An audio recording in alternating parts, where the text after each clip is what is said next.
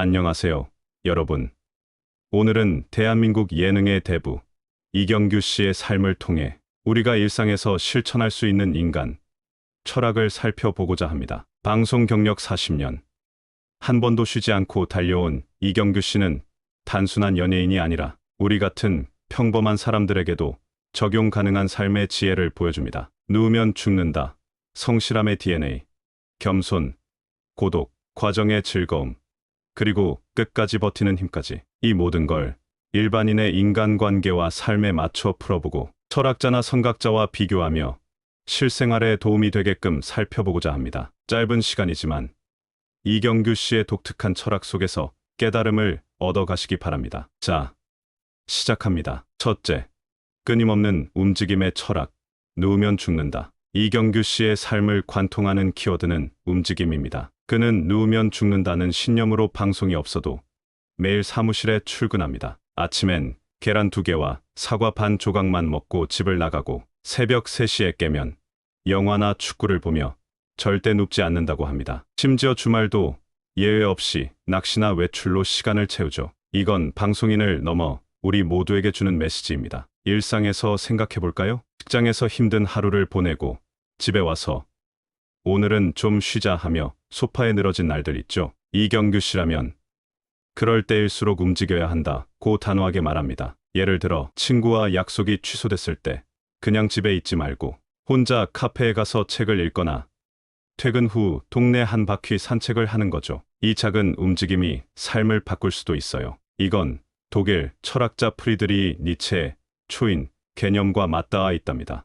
니체는 인간이 정체되지 않고 끊임없이 자신을 넘어서는 존재가 되어야 한다고 했죠. 이경규 씨의 누우면 죽는다는 그 실천판이라고 할까요? 니체가 책으로 썼다면 이경규 씨는 몸으로 보여주는 셈이죠. 현실 사례를 하나 들어볼게요. 제 친구 민수는 실직 후 매일 집에만 있다가 우울증에 빠졌어요. 그러다 이경규 씨 인터뷰를 보고 움직여야겠다는 생각에 매일 도서관에 나가기 시작했고 6개월 만에 새 일자리를 찾았죠. 또 다른 예로 50대 주부 은영 씨는 아이들이 독립한 뒤 빈집에서 멍하니 TV만 보다가 움직여야겠다는 마음으로 동네 합창단에 가입했고 결과 삶의 활력을 얻었다고 합니다. 이경규 씨는 가만히 있으면 도태된다는 걸 우리에게 깨닫게 해줍니다. 이경규 씨가 이렇게 말할 것 같아요. 야, 너 집에서 뭐해? 소파에 누워서 넷플릭스 보지 말고 나가서 바람이라도 쏘여. 안 그러면 진짜 죽는다니까. 이 한마디가 우리를 움직이게 하죠. 둘째, 관계를 지탱하는 기본기는 성실함이다. 이경규 씨는 성실함이야말로 삶과 인간 관계의 기본이라고 믿어요. 관상 동맹이 막혀 말을 못할 정도로 아팠던 날에도 녹화를 마치고 병원에 갔고 약속은 칼같이 지켰다고 해요. 그는 아버지가 미군 부대에서 가장 성실한 한국인으로 뽑힌 DNA를 물려받았다며 후배 배우 최민식이나 예능인들도 성실함으로 종이 한 장 차이를 메운다고 했죠. 친구나 가족은 물론 사회생활의 인간관계에서 신뢰를 쌓는 기본은 성실함에서 나온다는 것을 뜻합니다. 예를 들어 친구가 나 좀 힘들다고 연락 왔을 때 나중에 보자 대신 시간을 내서 커피 한 잔 같이 마시는 거예요. 직장에서 동료가 도움을 청하면 잠깐 손을 내미는 것도 성실함에서 비롯되죠. 고대 그리스 철학자 아리스토텔레스는 덕의 윤리학에서 인간관계의 핵심을 꾸준함이라고 했어요. 그는 친구 사이의 신뢰는 매일의 작은 행동에서 나온다고 했는데 이경규 씨는 그걸 몸소 실천하고 있죠. 즉, 아리스토텔레스의 이론을 이경규 씨는 현대에서 실천으로 보여주고 있죠. 제 동료 수진이를 예로 들어볼게요. 수진이는 매일 야근하면서도 팀원 생일이면 꼭 케이크를 챙겼어요. 처음엔 뭐 저렇게까지 하나 싶었는데 시간이 지나니 그 성실함 덕에 팀이 가족처럼 끈끈해졌죠. 또 30대 직장인 현우는 매주 부모님께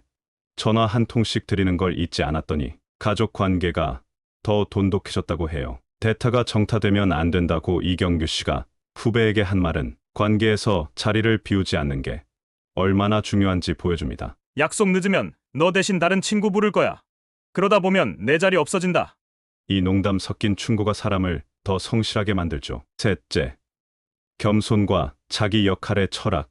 나대지 마라. 이경규 씨의 명언 나대지 마라는 겸손의 중요성을 강조합니다. 방송에서 웃기지 못하면서 나대는 건 피해만 준다고 했고 연예인이 세상을 바꾼다는 착각도 버리라고 했죠. 이건 누구나 본받아야 할 큰 교훈이라고 생각됩니다. 회사에서 잘 모르는 주제의 회의 때 떠들다가 망신당한 적 있죠. 친구 모임에서 억지로 분위기 띄우려다 오히려 어색해진 순간도요. 평소 자기 역할을 넘어서는 과대평가는 하지 말라고 이경규 씨는 말해요. 이건 동양 철학자 노자의 도덕경고와 비슷해요. 노자는 자연스럽게 흐르며 과시하지 말라고 했는데 이경규 씨도 자기 자리에서 겸허하게 최선을 다하라는 뜻이에요. 제 사촌 민재가 SNS에 매일 자랑글만 올리다가 친구들이 다 떠났어요. 나중에 조용히 살자로 마음을 먹은 후 관계가 회복되었답니다. 또 40대 주부 미영 씨는 동창회에서 억지로 주도하려다 외면당했는데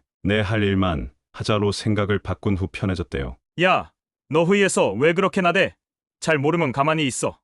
그 자체가 민폐가 되면 어떡할 거야? 라고 말하는 이경규 씨의 직설적인 조언이 우리를 겸손하게 만듭니다. 넷째, 혼자 있는 힘의 철학, 고독을 연습하라. 이경규 씨는 말을 줄이고 고독을 연습하라고 했어요. 낚시나 골프처럼 혼자 즐기는 취미로 고독을 다듬고 방송 대기실에서도 후배들과 거리를 두며 지나친 친밀함을 피하죠. 그는 나중에 혼자 있을 때도 의미 있는 시간을 보내야 한다고 믿어요. 친구나 가족에 의존하지 않고 혼자만의 시간을 잘 보내는 법을 배우라고 말하죠. 주말에 혼자 산책하거나 집에서 취미를 즐기는 시간을 가져보세요. 이건 실존주의 철학자 장 폴 사르트르의 타인은 지옥이다와 연결돼요. 사르트르는 타인에 얽매이지 않는 자아를 강조했는데 이경규 씨는 고독으로 자신을 단단히 만듭니다. 제 이웃 60대 태훈 씨는 퇴직 후 취미 없이 외로워했는데 낚시를 시작한 뒤 혼자도 괜찮다는 자신감을 찾았어요. 20대 대학생 지은이는 연애 후 이별로 힘들었지만 혼자 요리를 배우며 회복했죠. 야, 친구 없다고 울지 말고 혼자 낚시나 가봐. 고독이 힘든 게 아니라 고독을 못 견디는 내 마음이 문제야. 이경규 씨의 단호한 위로가 우리를 강하게 만드네요. 다섯째, 결과보다 여정의 철학, 과정을 즐겨라. 이경규 씨는 결과보다 과정을 즐겨라는 메시지를 자주 전해요. 모두가 손흥민이 될 순 없지만 그 과정에서 즐거움을 찾으면 된다고 하죠. 방송 40년 동안 위기가 올 때마다 새 아이디어로 극복했고 그 과정이 재밌었기에 버텼다고 해요. 승진이나 돈 같은 결과에 집착하기보다 매일의 작은 행복을 찾으라는 거예요. 회사 프로젝트가 실패해도 팀원들과 웃으며 고민한 시간을 즐겼다면 그게 성공이에요. 이건 스티브 잡스의 점 연결하기 철학과 비슷해요. 잡스는 과정은 나중에 의미가 된다고 했는데 이경규 씨도 과정이 힘을 준다고 말합니다. 제 친구 준영이는 공무원 시험에 3년째 떨어지며 좌절했는데 공부하면서 배울 게 많다고 태도를 바꾼 후 결국 합격했어요. 30대 프리랜서 혜진이는 일이 끊길 때마다 새 기술 배운다는 마음으로 버텼더니 더 큰 기회가 왔죠. 야, 시험 떨어졌다고 인생 끝난 거 아냐? 공부하면서 재밌었던 거 하나라도 기억해봐. 그게 너를 살린다. 이경규 씨의 따뜻한 격려가 울림을 주네요. 여섯째, 버티는 삶의 철학. 끝까지 남아라. 이경규 씨는 박수 칠 때 떠나라. 말도 안 되는 소리라며 끝까지 남는 태도를 강조해요. 한 명이라도 박수 치면 남아 있어야 한다는 말로 영화 제작과 해외 공연 등 새 도전을 준비하며 버티고 있죠. 친구가 떠나도 일이 힘들어도 내 자리에서 끝까지 버티는 힘을 뜻해요. 가족과 갈등이 생겨도 포기하지 않고 대화를 시도하는 거예요. 이건 철학자 알베르 카미의 시지프스의 신화와 닮았어요. 카미는 끝없이 바위를 굴리는 시지프스가 운명을 받아들이는 데서 자유를 찾았다고 했죠. 제 삼촌은 사업 실패 후 모든 걸 포기하려 했지만 작은 가게를 다시 열고 끝까지 버틴 결과 지금은 안정이 됐어요. 40대 직장인 수연이는 동료들이 떠난 프로젝트를 끝까지 마무리하며 인정받았죠. 야, 조회수 10명이라도 끝까지 해봐. 한 명이라도 보면 그게 내 박수야.